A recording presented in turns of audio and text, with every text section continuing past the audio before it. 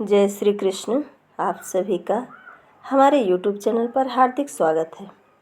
आज की इस वीडियो में आप सभी सुनेंगे निर्जला एकादशी व्रत की पौराणिक कथा। तो आइए सुनते हैं। जब वेद व्यास ने पांडवों को चारों पुरुषार्थ, अर्थ, धर्म, काम और मोक्ष देने वाली एकादशी व्रत का संकल्प करवाया था, तब युधिष्ठिर ने कहा, जनार्दन, ज्येष्ठ मास के शुक्ल पक्ष में जो एकादशी पड़ती हो, कृपया उसका वर्णन कीजिए। भगवान श्री कृष्ण ने कहा कि हे राजन, इसका वर्णन परम धर्मात्मा व्यास जी करेंगे, क्योंकि ये संपूर्ण शास्त्रों के तत्वज्ञ और वेदों के वेदांगों में पारंगत विद्वान हैं। तब वेद व्यास जी कहने लगे कि कृष्ण और शुक्ल पक्ष की एकादशी में अन्न खाना वर्जित है। द्वादशी को स्नान करके पवित्र होकर फूलों से भगवान केशव की पूजा करें, फिर पहले ब्राह्मणों को भोजन देकर अंत में स्वयं भोजन करें। यह सुनकर भीमसेन बोले, परम बुद्धिमान पितामह, मेरी उत्तम बात सुनिए।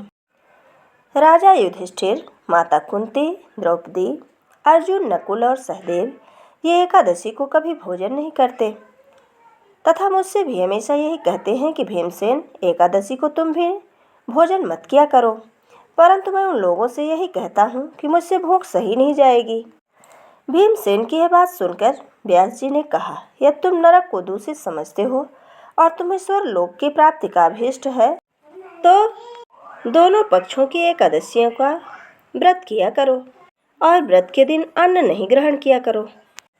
भीमसेन बोले, बुद्धिमान पितामह, मैं आपके सामने सच कहता हूँ, मुझसे एक बार भोजन करके भी व्रत नहीं किया जा सकता, तो फिर उपवास करके मैं कैसे रह सकता हूँ।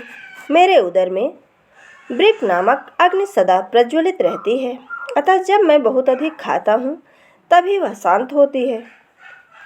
इसलिए महामुनि, मैं पूरे वर्ष भर में केवल एक ही उपवास कर सकता हूँ, जिससे स्वर्ग की प्राप्ति सुलभ हो सके, जिसके करने से मैं कल्याण का भागी बन सकूं। ऐसा कोई एक व्रत निश्चय करके बतलाइए, मैं उसका यथोचित रूप से पालन करूंगा। व्यास जी ने कहा, भीम, ज्येष्ठ मास में सूर्य वृष राशि पर हो या मिथुन राशि पर, शुक्ल पक्ष में जो एकादशी हो, उसका यत्न पूर्वक निर्जला व्रत करो। केवल कुल्ला या आचमन करने के लिए मुख में जल डाल सकते हो, उसको छोड़कर किसी प्रकार का जल विद्वान पुरुष मुख में नहीं डालें, अन्यथा व्रत भंग हो सकता है। एकादशी को सूर्योदय से लेकर दूसरे दिन के सूर्योदय तक मनुष्य जल का त्याग करे तो यह व्रत पूर्ण हो जाता है। इसके बाद द्वादशी को प्रभात काल में स्नान करके ब्राह्मणों को विधि पूर्वक जल और सुवर्ण का दान करें। इस प्रकार सब कार्य पूरा करके जितेंद्रिय पुरुष ब्राह्मणों के साथ भोजन करें। वर्ष भर में जितनी एकादशी होती हैं, उन सब का फल इस निर्जला एकादशी से मनुष्य को प्राप्त होता है, इसमें तनिक भी संदेह नहीं है। शंख, चक्र और गदा धारण करने वाले भगवान केशव ने मुझसे कहा था कि यदि मानव सब छोड़कर एकमात्र मेरी शरण में आ जाए और एकादशी को निराहार रहे तो सब पापों से छूट जाता है। कुंती नंदन, निर्जला एकादशी के दिन श्रद्धालु स्त्री पुरुषों के लिए जो विशेष दान और कर्तव्य विहित हैं, उन्हें सुनो। उस दिन जल में शयन करने वाले भगवान विष्णु का पूजन और जलमयी धेनु यानी गाय पानी में खड़ी हो, इस प्रकार से गाय का दान करना चाहिए।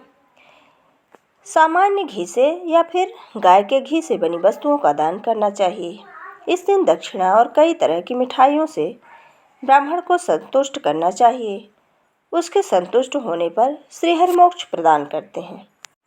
जिन्होंने श्रीहरि की पूजा और रात्रि में जागरण करते हुए इस निर्जला एकादशी का व्रत किया है, उन्होंने अपने साथ ही बीती हुई 100 पीढ़ियों को और आने वाली 100 पीढ़ियों को भगवान वासुदेव के परम धाम में पहुंचा दिया है। निर्जला एकादशी के दिन अन्न, वस्त्र, गौ, जल, शैया, सुंदरासन, कमंडल तथा छाता दान करने चाहिए। जो श्रेष्ठ तथा सुपात्र ब्राह्मण को जूता दान करता है, वह सोने के विमान पर बैठकर स्वर्ग लोक को प्रतिष्ठित होता है। जो इस एकादशी की महिमा को भक्तिपूर्वक सुनता तथा उसका वर्णन करता है, वह स्वर्गलोक में जाता है।